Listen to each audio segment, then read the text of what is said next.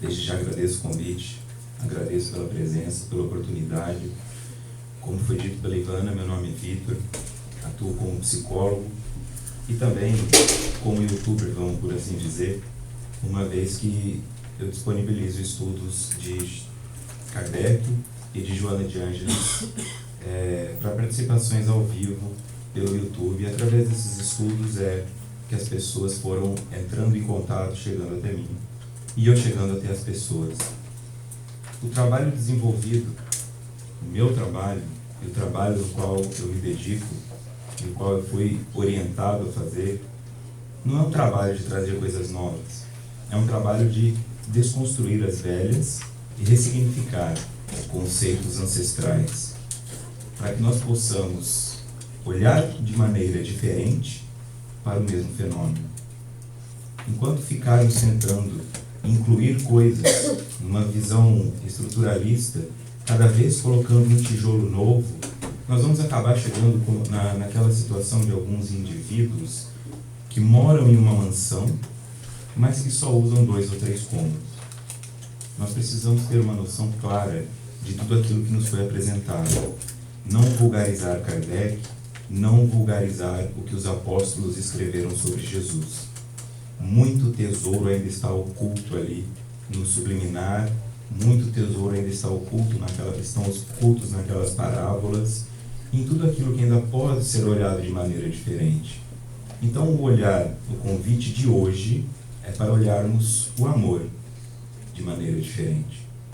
Olharmos o amor verdadeiramente como algo sagrado, ressignificando muitas vezes a imagem que temos dele, porque o nosso vocabulário, diante da sua pobreza, qualquer vocabulário, não só a língua portuguesa, coloca o amor em um patamar máximo de adoração, de respeito e de conexão com algo ou alguém. Só que ao mesmo tempo em que eu utilizo o amor para descrever o que é Deus, eu utilizo o amor para dizer que eu amo sorvete, eu amo pizza, eu amo feriado. E como é que fica isso dentro da nossa concepção espiritual? Como é que eu vou entender com clareza quando alguém diz para mim que me ama? Como é que eu vou assimilar quando os espíritos superiores insistem em dizer que Deus me ama infinitamente e sempre da mesma maneira? A minha concepção humana começa a deturpar essa imagem e eu projeto naturalmente na figura do sagrado as falhas humanas. Então, se eu sou avarento em determinado momento, se eu sou vingativo, se eu melindro e se eu posso ser seduzido, eu começo a acreditar que o sagrado também pode. E quando eu digo sagrado, eu me refiro a Deus. Só que Deus de uma forma, não como um homem barbudo que está nos céus, em uma forma sem gênero, uma forma que não é homem nem mulher, uma forma que não é jovem nem velho, uma forma energética de amor. Um amor pulsante, constante e interminável, que tenta se comunicar comigo, falando de dentro para fora e de fora para dentro. As pessoas me dizem coisas. Você está bem, eu gosto de você, você é bonito, você precisa melhorar, tem alguns pontos nisso ou naquilo, mas a minha mente filtra isso. Essa pessoa deve estar tentando querer alguma coisa comigo, deve querer algo em troca, está mentindo porque está com dó de mim. Dificilmente nós conseguimos nos conectar com a mesma clareza com que o nosso pensamento fala. Quando eu olho na direção de um indivíduo e quero me comunicar com ele, as minhas defesas ancestrais me bloqueiam e a mensagem acaba saindo com ruído. O sagrado, então, fica visto como algo, muitas vezes até pesado. Muitas vezes que pode ser seduzido, como eu disse, através de uma oração. Eu penso que se eu fizer uma oração bem forte, o meu time, em qualquer esporte que seja, vai ganhar. Eu terei mais chances de conseguir aquele emprego. Eu terei mais chances disso ou daquilo. Quando eu coloco este movimento, eu estou dizendo que Deus prefere aqueles que o preferem. E na verdade não é assim. Deus não tem essa acepção. não é porque eu oro mais que Deus gosta mais de mim. É porque eu oro mais que eu alcanço maiores compreensões do que é Deus e, por consequência, sinto mais a sua presença, que é constante, mas que não pode ser sentida plenamente em razão de tais defesas. Deus não vai me dar algo e tirar de outra pessoa só porque eu orei mais do que essa pessoa. Eu não vou merecer mais do que isso. Neste caso, os indivíduos que são ateus, os indivíduos que são agnósticos, ou os indivíduos que professam outras religiões, já estariam condenados a serem sempre desprivilegiados. E nós não podemos conceber um Deus que é vaidoso. Nós somos vaidosos. Nós damos mais para as pessoas que nos servem melhor. Nós gostamos mais das pessoas que falam bem de nós. Mas Deus não faz essa acepção. Se o fizesse, não poderia ser Deus.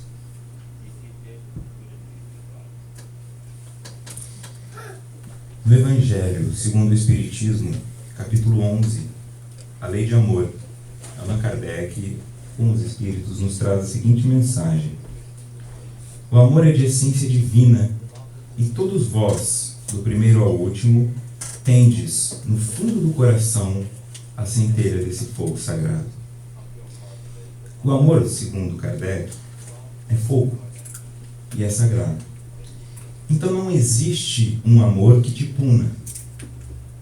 Nenhum ser humano pode dizer que está sofrendo por amor, porque o amor não faz sofrer. Nenhum ser humano pode dizer que cometeu uma loucura por amor, porque o amor não enlouquece. O amor é a cura de todo o mal e não propõe nenhum adoecimento, porque vem de Deus, porque é a essência de Deus.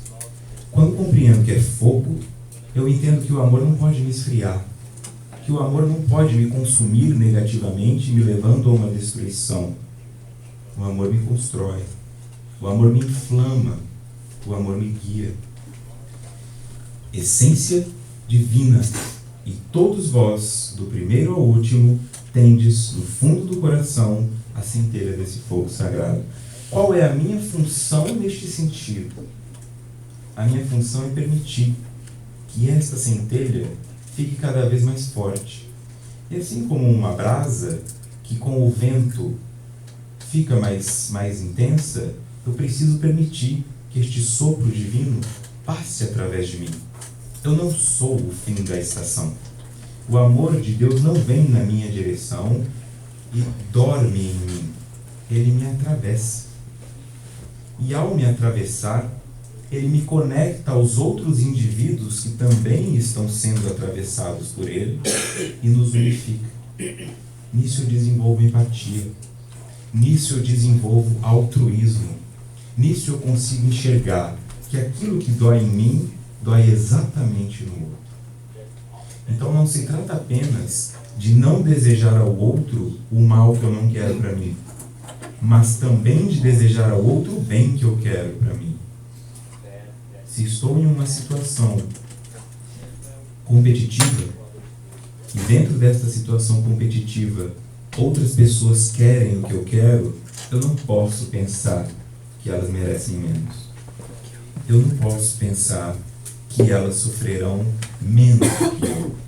O indivíduo que se conecta com este amor é o indivíduo que, quando faz uma oração pedindo algo, não pede para ser o escolhido, mas pede que o indivíduo que irá escolher seja justo, mesmo que isso signifique para ele não ter.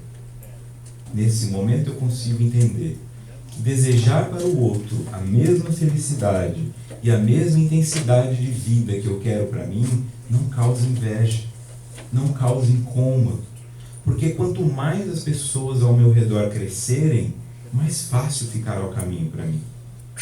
Não adianta sair atropelando pessoas, querendo chegar no topo, pois o topo é um lugar de exclusividade. Imagine uma montanha bem alta. Imagine que todas as pessoas do mundo resolvessem escalar o Everest. Não caberia todos lá em cima. A exclusividade E esse direcionamento que damos a uma liderança de vaidade nos deixa sozinhos. Eu alcanço o mundo, eu domino o mundo, eu vislumbro o mundo, mas eu não tenho com quem conversar. As pessoas ao meu redor já não me entendem. E quanto mais você aprofunda em qualquer estudo, e as pessoas ao teu redor não se aprofundam, você começa a ficar distante delas. Você começa a se transformar professor. Você começa a se transformar em um guru. As relações ficam relações onde as pessoas mais sugam do que dão. E este é o caminho da solidão, assim como foi o caminho do Cristo. Cristo tinha apóstolos, tinha discípulos, mas destas tantas pessoas que estiveram com ele, quantos foram seus amigos? Quantos acordavam e perguntavam a Jesus: o senhor está bem? Precisa de algo? Quer uma fruta? Está com fome? E quantas eram as que na oportunidade não tinham para fazer? Eu estou com um problema aqui nas costas, estou com um problema aqui no joelho. Então ele dava, porque através dele o amor de Deus fluía, ele não retinha o amor, ele não era o ponto final, ele era apenas a condução para que esse amor chegasse potencializado. Mas naturalmente, no fim da sua existência, no momento em que ele mais precisava das pessoas, lá estava ele crucificado, ao lado de dois bandidos, olhando para as pessoas que riam dele ou que aplaudiam a crucificação. Esse é o caminho do indivíduo que quer crescer. Só que se eu não desenvolvo o amor e a moral, eu não terei a habilidade e a consciência que Jesus teve para lidar com isso. Compreendem a diferença? Chegar onde Jesus chegou, qualquer pessoa conseguirá, mas lidar com isso da forma que ele lidou exige muito mais estudo, exige muito mais conexão com o outro. Então Kardec está dizendo isso. Em todos nós está, do primeiro ao último. Portanto, cabe a mim inflamar. O Livro dos Espíritos, parte 1, capítulo 1. De Deus. Deus é eterno, imutável, imaterial, único, todo-poderoso, soberanamente justo e bom.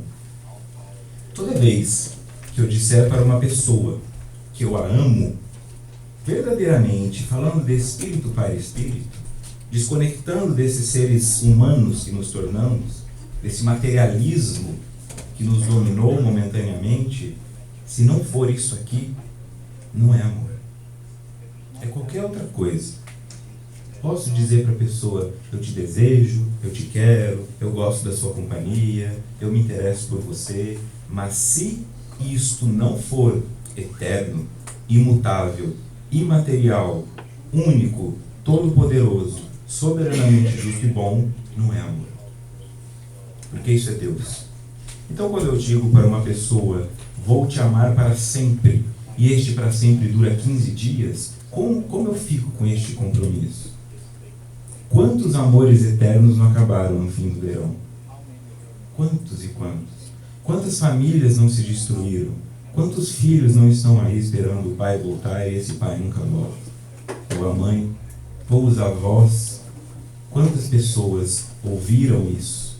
E quantas vezes disseram isso para mim? Quando eu me lembro que o Espírito é eterno, quando eu me lembro que o Espírito não morre, eu tenho consciência que isto me será cobrado. E nos trabalhos mediúnicos, o que mais se vê de obsessores são indivíduos cobrando essa promessa.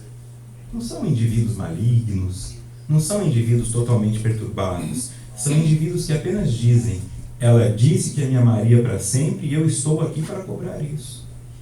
Porque agora ela se casou com outro. E quanto tempo faz que ela te fez essa promessa, meu amigo? Uns 200 anos. Este é o tamanho da dor de quem escuta. Porque se o amor é o topo e o indivíduo me promete isto e depois me tira, eu não tenho mais como acreditar.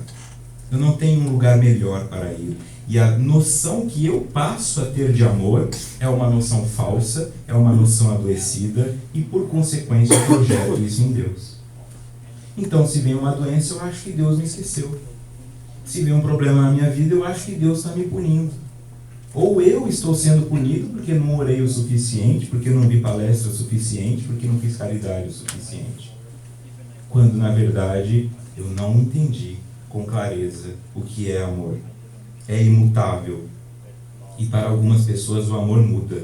Se a pessoa engordar 5 quilos depois da gravidez, já não é mais o mesmo amor. Se a pessoa ficar calva, já não é o mesmo amor. Se as rugas aparecem, já não é o mesmo amor. O amor à profissão. O indivíduo que na faculdade, que quando estava estudando, estava num idealismo e agora simplesmente assina papéis. Não olha mais para as pessoas. Reclama de ter que ir trabalhar. Então não é amor. Imaterial. É um amor que tem que existir apesar disto. Não, mas a pessoa, eu acho que ela ficou um pouquinho menos atraente. É a matéria que me distrai, porque o espírito continua o mesmo. Não importa se eu venha a sofrer um acidente e eu fico em uma cadeira de rodas. Não importa se eu tenho um acidente cerebral e metade do meu corpo se paralise. O meu espírito é a mesma essência sempre. Se essas disfunções orgânicas, materiais, desconectam o meu sentimento, então eu estava amando a matéria. E a matéria se destrói, também se destrói este sentimento. Mas não é amor. Todo-poderoso e único. Ele tem que estar acima de todas as coisas. Alguns casais se separam porque o filho nasceu. Eles brigam para decidir quem tem que trocar a fralda. Eles brigam para decidir quem tem que se levantar para ir lá acudir o bebê que está chorando. E aí eles brigam porque a sogra vem se envolver na criação. Eles vão se distraindo. Um amor todo-poderoso é aquele que tem poder sobre todas as coisas. Não importa o que aconteça, eu continuo amando da mesma maneira, porque é imutável. Soberanamente justo e bom. Amor de uma mãe, de um pai para um filho, um amor soberanamente justo e bom, não é necessariamente um amor que dá prazer. A criança terá que ouvir nãos. A criança terá que ser frustrada. Ela terá que aprender a lidar com as limitações. E para algumas pessoas isso é ruim. Justiça é aquilo que dá à pessoa exatamente o que ela merece, não o que ela quer. E não o que ela pede. Isso não é ser justo. É ser conivente, é ser covarde. E não dar o que o outro merece é ser tirano. E na tirania e na covardia não há amor. No Evangelho segundo o Espiritismo, capítulo 11, a lei de amor. O amor resume a doutrina de Jesus toda inteira, visto que esse é o sentimento por excelência. E os sentimentos são os instintos elevados à altura do progresso feito.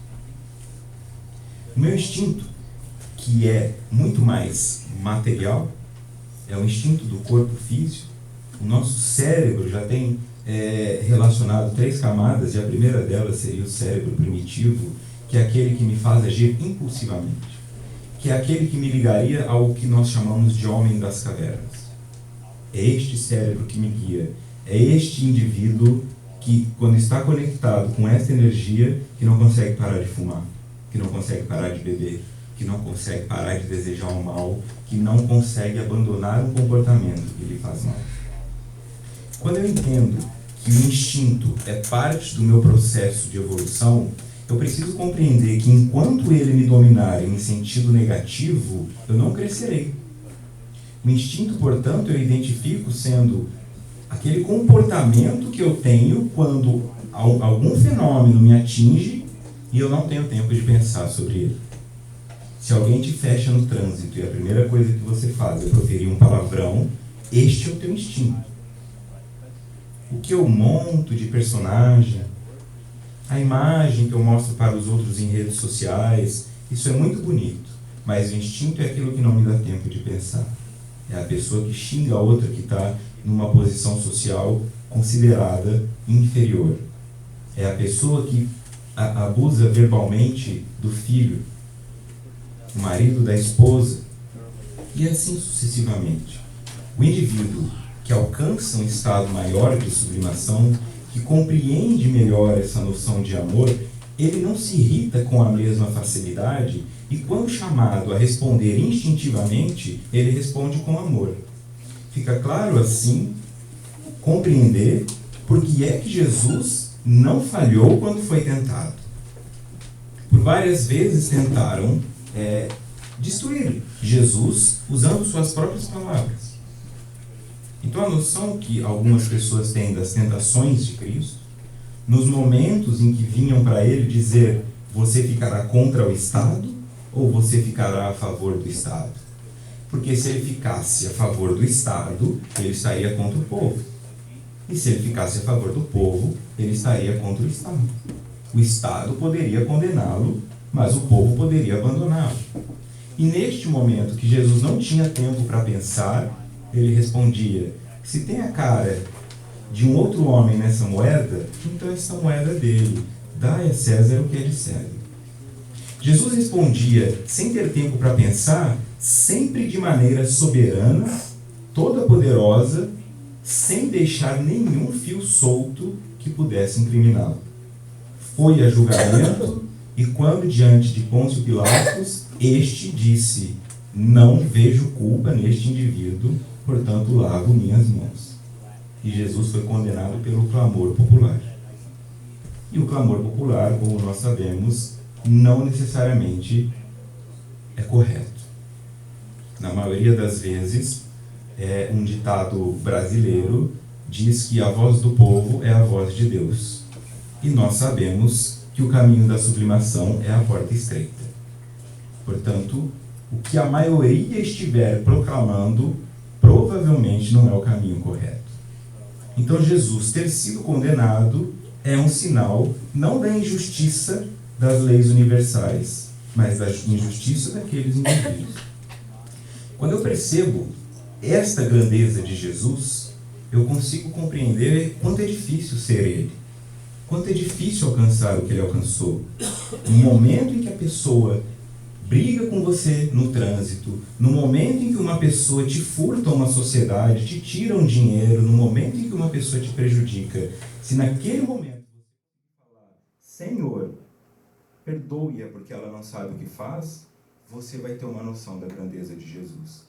Não uma semana depois, não depois de fazer terapia, na hora. E é nesse momento que eu vou percebendo o meu instinto sendo elevado, ele deixa de ser uma pulsão animalesca e se transforma em um sentimento. Eu passo a sentir. E sentindo, eu tenho uma noção mais clara do que é aquilo. Em outras palavras, quando eu passo por uma dor, eu sei o quanto vai doer no outro. Quando eu sinto algo, eu penso duas vezes antes de causar isso a alguém. Então, o sentimento, por natureza, ele me torna uma pessoa melhor porque me conecta ao outro. O instinto, não. O instinto é essa coisa animalesca. Tem um pedaço de comida aqui e eu vou ter que brigar com você por ele. Tem um emprego aqui e eu vou ter que brigar com você por ele. E nós vamos brigando uns com os outros. Eu quero pôr os meus candidatos nos cargos políticos, eu quero que os meus times vençam, eu quero que tudo o que eu gosto tenha sucesso e eu quero que o que você gosta fracasse. Esse é o instinto. No momento em que eu consigo perceber isso, e aquilo para o que eu torço perde, na mesma hora eu sei que em algum local alguém está feliz. E se eu consigo me sentir grato por isso, eu já sou uma pessoa melhor.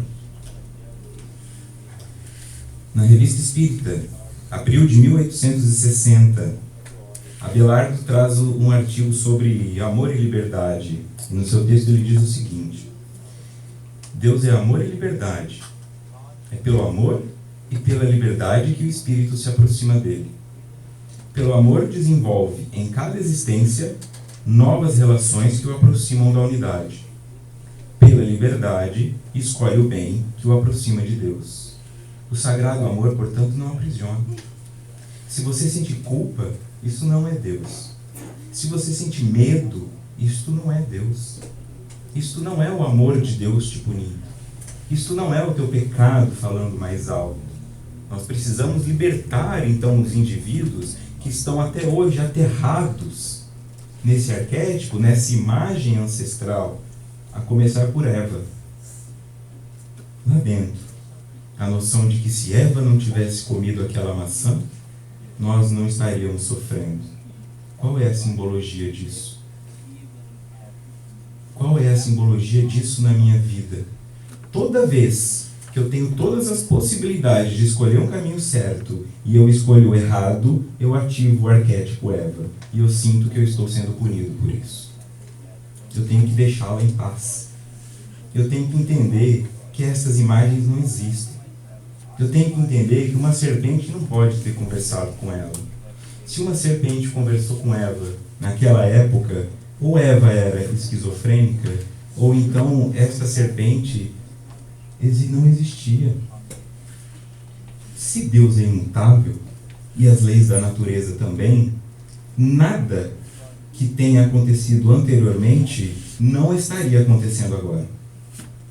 O trovão é o mesmo, a chuva é a mesma, o vento é o mesmo. Portanto, se uma cobra falou com Eva lá, cobras falariam até hoje. Nós chamamos pessoas falsas de cobra na maioria das vezes, mas não é bem por aí. A cobra dita aqui são imagens que foram desenhadas lá atrás por Moisés, também na sua ignorância, para que crianças entendessem. Mas nós não somos mais crianças.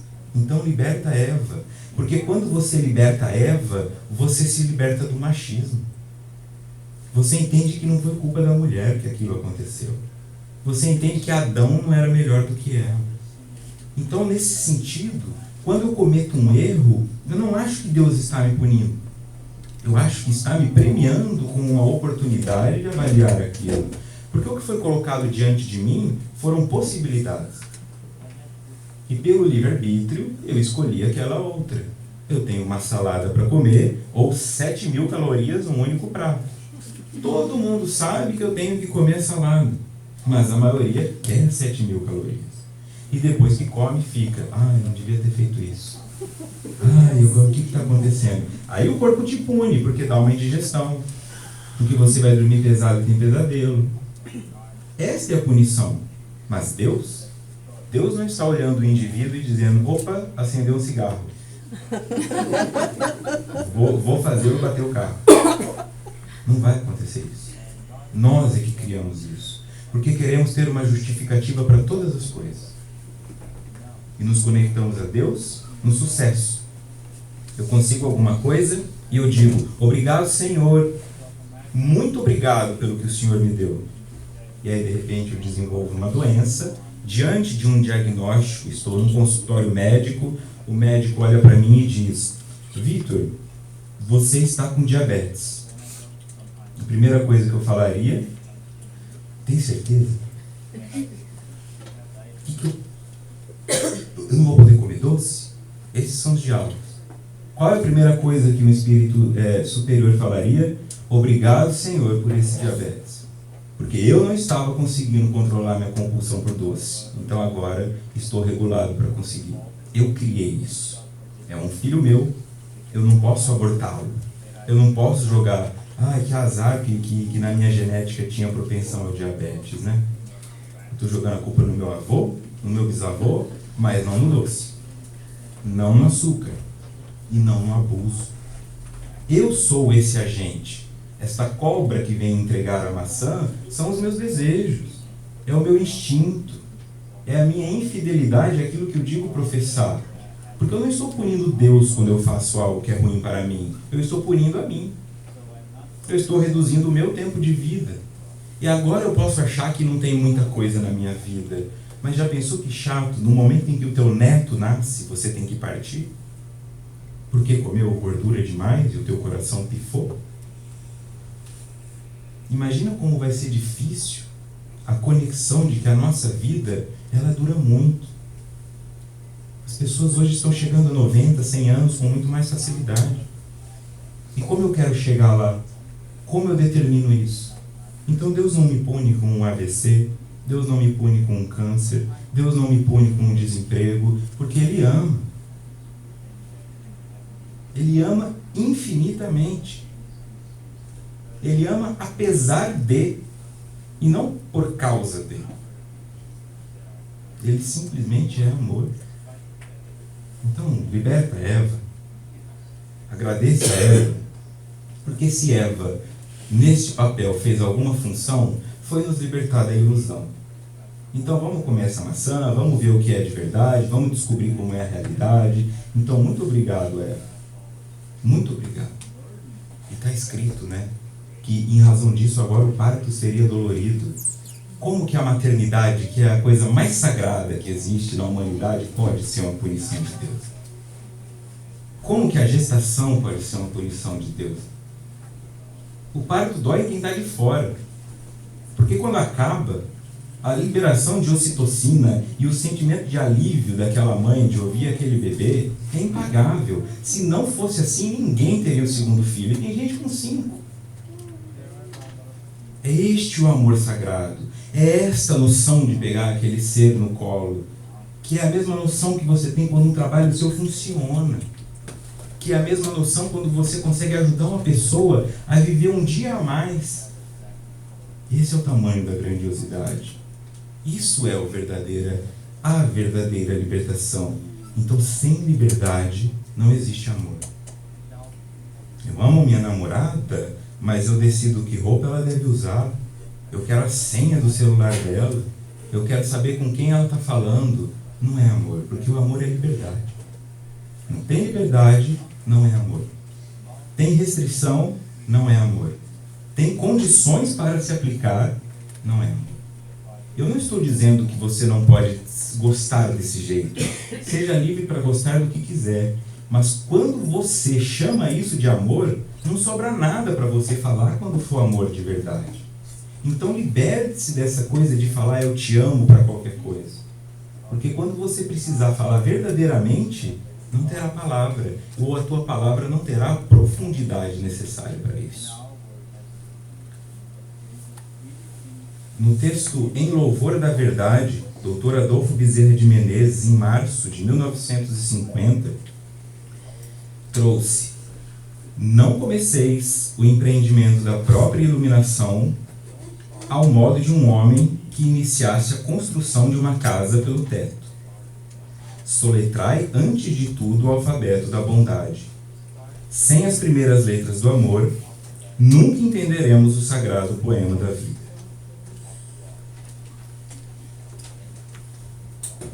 Eu quero me iluminar. Eu quero me iluminar. Então, se eu quero iluminar uma casa, eu primeiro preciso do alicerce. Eu preciso erguer paredes. O eletricista não é o primeiro indivíduo que eu chamo para erguer uma casa. Compreende? Então não adianta eu ter nobreza, mas eu não ter gentileza.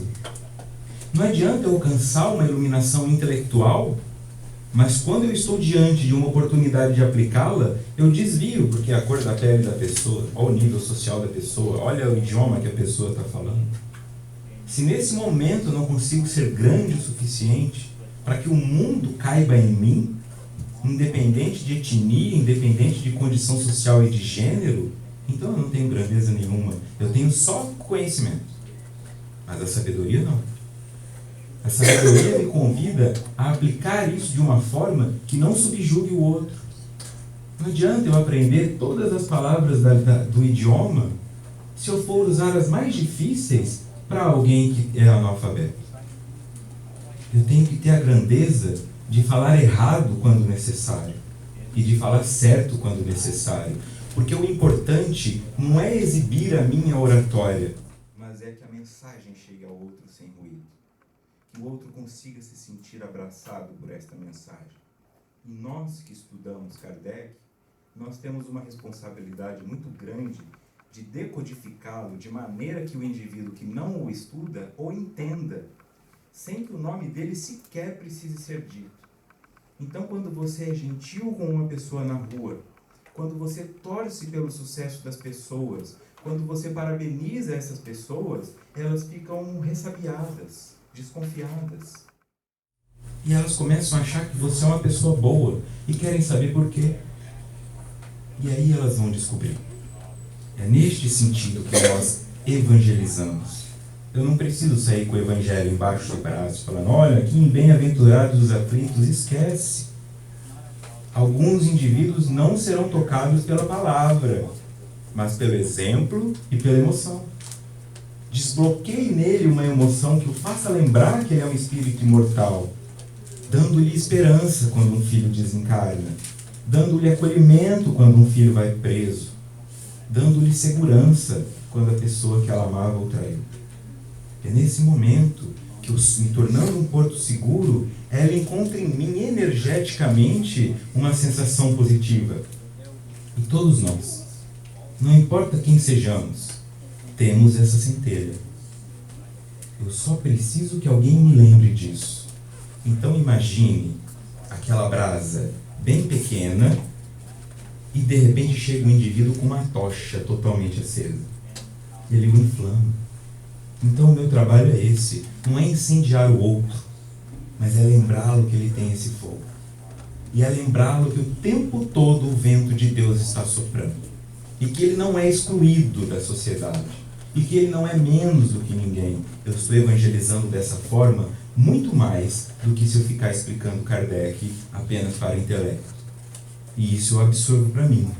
Então a nossa responsabilidade é entender o linguajar de Kardec, que não é fácil, é entender a mensagem que está oculta dentro desse linguajar e aí explicá-la para a criança, para o adolescente, para o adulto jovem, para o idoso, de uma forma que eles consigam entender e sintam-se amados pela mensagem, não por mim. Senão volta para mim, senão eu viro um ídolo, senão as pessoas acham que a palavra sou eu, quando na verdade o nosso trabalho é ser apenas o carteiro. Ó, isso é para você. Nossa, mas isso me fez muito bem, tudo bem, mas não meu. Apenas passou por mim. Vim aqui te entregar. Soletrai antes de tudo o alfabeto da bondade. Sem as primeiras letras do amor, nunca entenderemos o sagrado poema da vida. Então, se ele diz isso em 1950, será que de lá para cá nós já aprendemos o que é o amor? Se ele diz que nós ainda não entendemos nem as primeiras letras, como é que eu posso dizer para uma pessoa, eu te amo para sempre? Uma mãe sente isso. Este amor é sagrado. Um pai sente isso. Este amor é sagrado.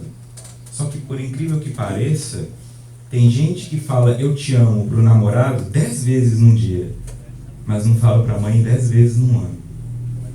Como se a mãe não precisasse ouvir. E a mãe não quer uma mensagem de aplicativo dizendo eu te amo. A mãe quer que o indivíduo vá almoçar na casa dela. A mãe quer que o indivíduo se lembre dela. O pai quer isso. Este é o verdadeiro amor. Então eu estou com saudade da namorada, onde você está, o que você está fazendo, e de repente eu só lembro da minha mãe quando a mensagem dela chega, você está vivo? Oi, mãe. Por que eu não sou carinhoso também com ela? Que este é o verdadeiro amor. Quando o coração foi partido pelos amores da vida, quem foi que acolheu? Quem foi que esteve lá? E quem estará até o fim? Quem se desdobrou para que eu estivesse aqui? Então, a partir do momento em que eu falo eu te amo para uma pessoa que eu conheci há pouco tempo, mais vezes do que para aquela que abriu mão de uma parte da vida para que eu viesse, eu já não sei o que é amor. Dizem que ter um filho é ter um coração fora do corpo. A mãe não dorme enquanto o filho não chega. A mãe fica doente se o filho está doente. A mãe deixa de comer se o filho está com fome. E o pai também. Mas aí eu vou para uma pessoa e falo, eu te amo. Só porque gostei do corpo dela. Só porque gostei do papo dela. E nisso eu desconstruo. O simples fato de começar a ressignificar os verdadeiros sentimentos da vida e dar valor àquilo que realmente tem valor, já vai mudar essa problemática para mim. Eu já vou começar a entender o sagrado poema da vida. Que um indivíduo que está lá no auge do seu momento, que ele precisa trabalhar, precisa de dinheiro, e espiritualmente falam para ele. É um espírito. Olha, tem um espírito aqui que precisa encarnar. Talvez não seja muita gente muito boa, não. Mas ele precisa encarnar, está sofrendo. várias encarnações aí, ou cometendo suicídio, ou então com vários abusos de substância, ou então é um espírito bom que vem para fazer coisas boas. Você pode parar um pouquinho a sua vida para trazê-lo? Você nunca mais vai dormir que nem dormia, você nunca mais vai comer que nem comia, você nunca mais vai ficar em paz como ficava, e você nunca mais vai viajar como viajava. Só que quando ele estiver no seu colo, quando ele escalar a tua perna e falar, eu te amo, você vai ver Deus por alguns segundos. Naquele momento, teu coração vai inflamar. E aí ela fala, claro, e o corpo muda, e tudo muda, e o marido muda, todo mundo muda. A coisa é tão grandiosa que às vezes até o marido engravida, né? A barriga cresce igual a da mãe. A diferença é que quando volta da maternidade, a do marido está lá ainda. Porque esse é o tamanho do envolvimento. E quando aquilo acontece, e quando isso está desfilando ao nosso redor, a oportunidade da vida, e às vezes uma criança começa a chorar, ou uma criança começa a se movimentar, alguns olham torto. Isso não é amor. O amor é se lembrar que o som mais importante da nossa vida foi o choro após o nosso nascimento. O som que mais queriam escutar quando nós nascemos foi aquele primeiro choro. Então por que agora eu fico mandando as pessoas engolirem o choro? Por que agora eu me incomodo quando alguém está chorando? Por que eu falo, não fica assim não e para de chorar? O choro é a vida. O choro é a manifestação de que algo em mim está doendo tanto, está me tirando tanto de vida, que eu preciso pôr isso para fora, para me lembrar de recomeçar. Nós incentivamos o sorriso e calamos o choro. No Livro dos Espíritos, na parte 3, capítulo 11, Lei de Justiça, de Amor e de Caridade, São Vicente de Paulo diz o seguinte: não vos esqueçais nunca que o Espírito, quaisquer que sejam o grau de seu adiantamento e a sua situação, como encarnado ou na erraticidade, está sempre colocado entre um superior, que o guia e aperfeiçoa, e um inferior, para com o qual tem que cumprir esses mesmos deveres. Você é o anjo da guarda de alguém, encarnado. E sabe de quem é? Daquela pessoa que você menos gosta de estar perto. Porque se alguém fosse igual a você, não precisaria de você. Quem precisa de você é quem está abaixo. E quem está abaixo te irrita. Aquele companheiro de trabalho, aquele filho, aquela sogra, aquele vizinho. Este é o indivíduo que precisa de você. É com este indivíduo que você está dando de graça o que de graça recebeu. Se nós recebemos um anjo da guarda, esse anjo da guarda não é delegado assim, olha, Bruno, você vai ter que cuidar do Vitor. Ah não, Deus, o Vitor é uma pessoa melhorzinha, não?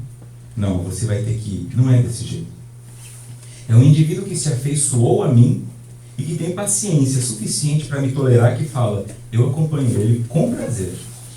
E nós fizemos essa determinação também, mas o nascimento nos fez esquecer. Então essa pessoa que você não entende, e talvez não seja uma pessoa, mas uma ideia.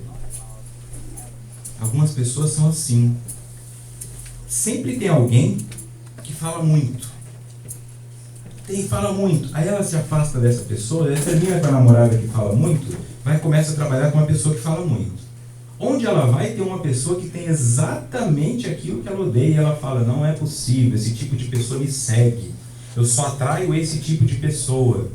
É porque você se comprometeu a fazer isso. É porque essa pessoa está ali para falar, olha, lembra que você aprendeu de graça, que cuidaram de você e que te nutriram? Então, agora é tua hora de passar para frente. E aí o que eu falo? Não, sai daqui, eu vou continuar pegando aqui, porque pegar é muito mais gostoso que dar. Na verdade, não se trata de dar, como eu disse, se trata de permitir que o fluxo siga. Nada é nosso e ao mesmo tempo tudo é. As coisas passam por mim. E aquilo que não me serve mais, que não é útil, para o outro é um tesouro. Você joga uma garrafa d'água no lixo e imediatamente já vem alguém pegá-la. E com aquela garrafa ele vai ter o seu sustento. E com aquela garrafa ele vai matar sua fome. E com aquele reciclável ele vai construir sua vida. Para você não tem valor. Então, da mesma maneira, coisas que agora para você te geram impaciência, e você diz, eu não tenho mais paciência para esse tipo de pessoa, você está dizendo, eu não estou disponível para devolver o que me foi dado. E estou querendo me apegar o que nunca foi meu. É o nosso trabalho. É nesse momento em que nós entendemos que o papel de anjo da guarda não é só para desencarnados. Veja aqui, como encarnado ou na erraticidade. Sempre haverá alguém cuidando de você e sempre haverá alguém para ser cuidado. Já estamos indo para o encerramento. No livro Emmanuel, de Chico Xavier, no capítulo 5, A Necessidade da Experiência, cada encarnação é como se fosse um atalho nas estradas da ascensão. Por este motivo, o ser humano deve amar a sua existência de lutas e de amarguras temporárias, porquanto ela significa uma bênção divina, quase um perdão de Deus. E este é o perdão de Deus. Porque quando Deus olha para você e fala, eu vou colocar alguém para você cuidar, Ele está te perdoando. Porque você é aquela babá que deixou a criança pôr fogo na cortina, e quando o pai dela chega, ele fala, cuida dela de novo. E aí ela arrebenta todo o encanamento, e o pai fala, cuida dela de novo. Este é o perdão de Deus. O tanto que nós falhamos com outros filhos de Deus, pessoas a quem juramos amor e traímos, pessoas a quem furtamos, pessoas de quem falamos mal pelas costas, e mesmo assim Ele coloca de novo uma chance para nós. Por isso é um perdão. Toda oportunidade que nós temos de levantar da cama é uma oportunidade de perdão, porque no dia anterior, com certeza, fizemos algo errado. Podemos ter feito 15 coisas boas, mas fizemos algo errado. Deus não se importa com isso. Então por que eu vou? Por que eu vou me definir pelos meus erros, ao invés de me definir pelos meus acertos? Permita, de uma forma positiva, que isso entre em você. Que ame a sua existência.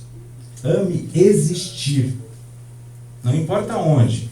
Passando frio, passando fome, passando raiva, passando medo. Ame existir dessa forma, porque assim você estará amando Deus sobre todas as coisas. Não importa o que aconteça, ame Deus. E ao amar Deus, você realmente se conecta ao verdadeiro e único amor. No livro Amor Imbatível Amor, no capítulo 1, Joana de Ângeles. O amor é substância criadora e mantenedora do universo, constituído por essência divina.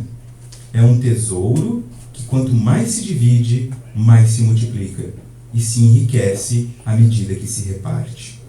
Mais se agiganta na razão que mais se doa. Fixa-se com mais poder, quanto mais se irradia. Porque é isso. O convite hoje não é para que você aprenda a amar. Não é para que você busque o amor, mas para que entenda que Ele está aqui ao seu lado querendo te tocar. Mas tuas defesas não deixam. O medo não deixa.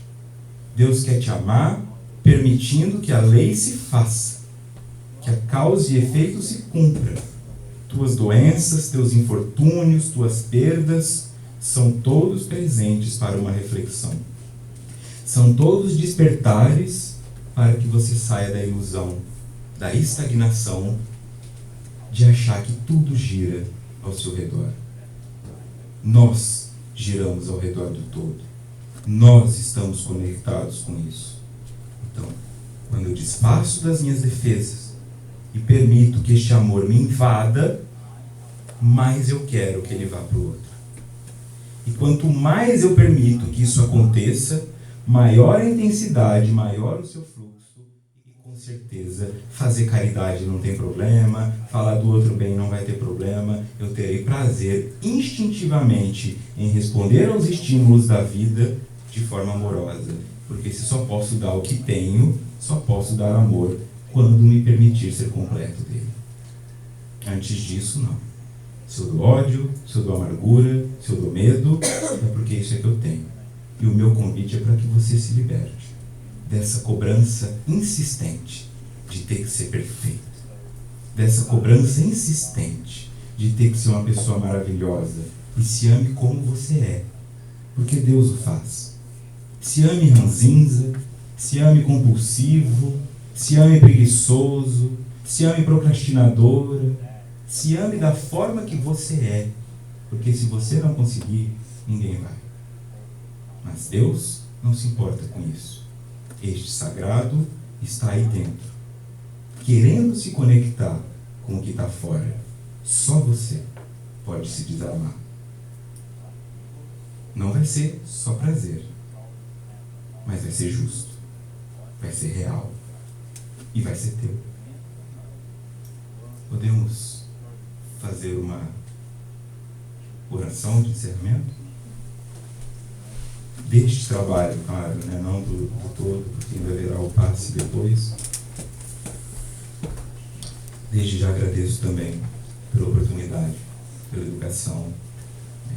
E pela correlação de vocês, os olhares que vão norteando o expositor.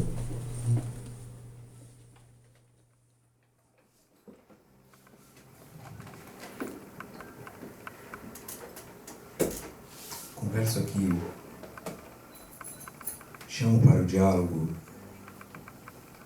vocês, espíritos. Não estou aqui conversando com o homem, com a mulher, com o adulto ou com a criança, sem gênero, mas com um espírito que trouxe este corpo para essa palestra, que trouxe essa mente para este momento.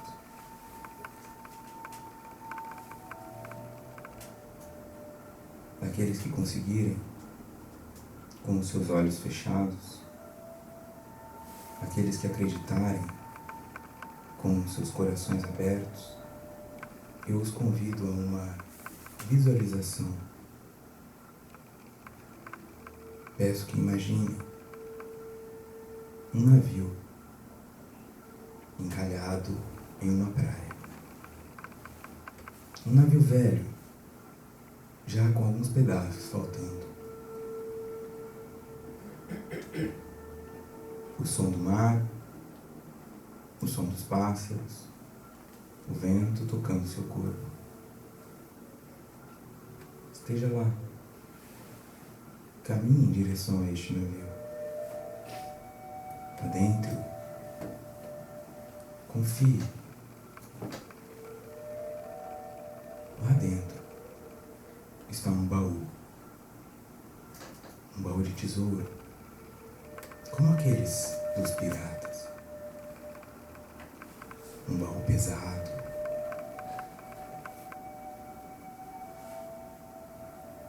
Teu coração te chama a olhar lá dentro.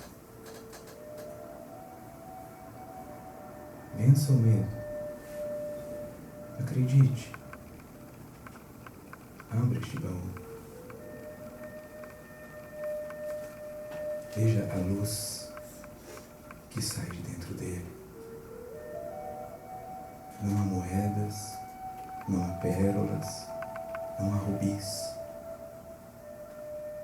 mas há um calor imenso. Um calor que toca cada célula do seu corpo